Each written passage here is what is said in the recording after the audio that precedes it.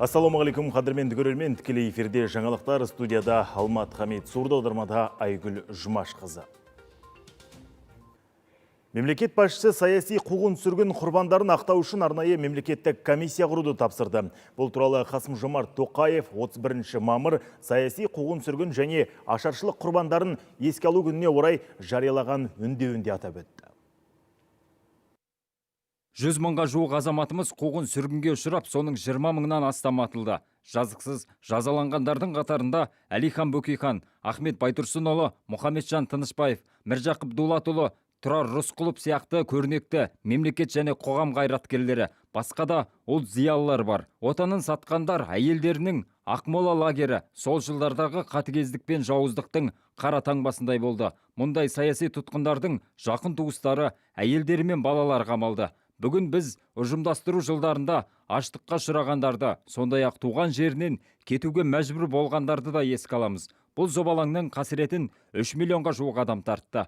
Тарихи әділдікті қалпына келтіру жұмыстарын аяқтап, саяси қуғын сүргін құрбандарын ақтау үшін арнайы мемлекеттік комиссия құруды тапсырдым. Біз жазықсыз жазаланғандардың әрқайсысын еске сақтау арқылы ғана кемел келешекке жол ашамыз. Болашақтың берік негізі тәуелсіздіктен бастау алады. Өткен ғасырдағы ең қилы кезеңнің бірінде жазықсыз жапа шеккендердің рухына тағзым ету баршамыздың перзенттік борышымыз. Қазақстан Республикасының президенті Қасым-Жомарт Тоқаев.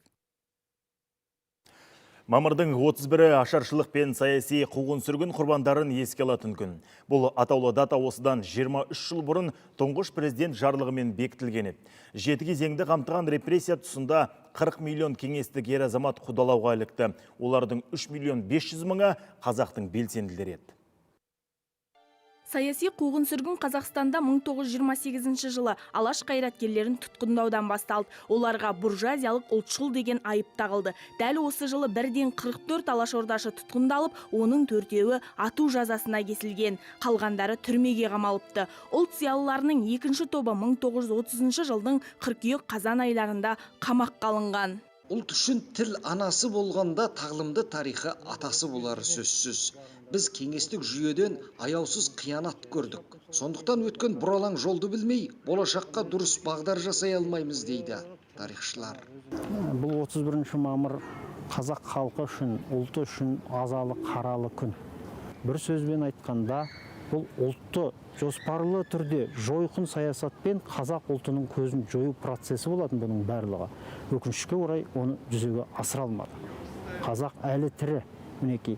Сондықтан бұл қуғын сүргінді немқұрайлықпен қарауға болмайды. Тарихтан сабақ алуымыз қажет. Біз тарихтан сабақ алмағаннан кейін елдің болашағы өте бұлыңғыр болады. 6 миллион қазақтың 3-тен 2-сін жер бетінен жойып жіберген бұл қасіретті кезең еш уақытта ел жадынан өшпейді. Қайта кейбір ақтаңдақ тұстар зерттеліп толығады деген сенімдеміз. Осылайша ұрпақ баба тарихына тағзым жасап, өткеннен сабақ алып отыруы тиіс.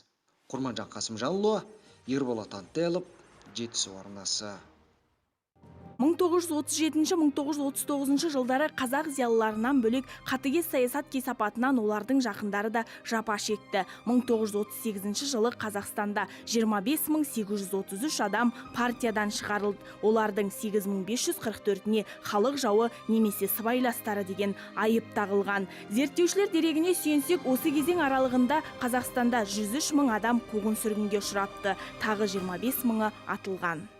Нақты оқыған, бәсекеге қабілетті, алдыңғылары 9 тілді білген, еуропалық мәдениетті игерген озық тұлғалар өлім жазасына кесіліп атылды. 759 мың азамат сол заманда мынау түрмелерге қамалған. Соның ішінде әйелдер Алжир, ГУЛАГ жүйелерінде азап шекті. Біздің қазақтың 179 әйелі, яғни алаш қайраткерлерінің, оқығандардың әйелдері мен балалары азап шеккен болатұғын, біз бұны ұмытпауымыз керек.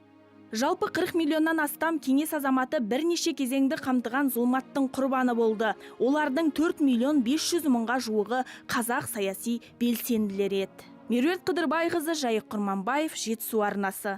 Налалы қазақ жалалы болған ақтаңдақ тарихтың бұл тұсы зерттеу фильмінде толық қамтылған. Белгілі журналист Серік Әбікенұлының бастамасымен қолға алынған туынды 2016 жылы таспаланды. Редактор әрі жүргізушісі Гүлжан Қызайбай бүгінге дейін айтылмаған тың деректерді тауып көпке ұсынды. Алматыдағы бұрынғы НКВД түрмесі мен НКВД ғимаратына дейін барып бүгінгісін көрсетті.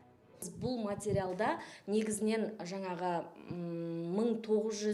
1917 жылдан бастап 1940 жылдың арасында, осы бір 20-25 жылдың арасындағы тарихты таспалауға ұмтылдық. Ашаршылықтан қырылды, саяси қуғын-сүргін жылдары қанша жаңағы алаш арыстары жазықсыздан жапа шекті, солардың бәрінің жаңағы статистикасын жинақталған бір тележоба болды. Бір қолды бастап шыққан адам ол батыр ғой. Бізге қазір кезеңде ұрпағымызға сол адамдардың батыр келбетін қалыптастыру керек. Күрескер келбетін қалыптастыру керек. Әйтпесе, осынша адам аштан өлген, осынша адамды атып тастаған деп, тек қана тұнжыраумен, жылаумен келе жатырмыз да, ал соның тасасында қазақтың өрлігі, қайсарлық, батырлығы қалып баратыр. Зұлмат жылдар запыраны бүгін ертең біте салатын іс емес. Азалы тарихты бүгінгі ертеңгі ұрпаққа ұғындыру ортақ парыз. Бұл тұрғыда Жетісу арнасы ұдайы тың деректер мен хабар деректі фильмдерді көрермен назарына ұсынып келеді. Камшат Мұхамеджан, Абылай Құттықбай, Жетісу арнасы, Талдықорған.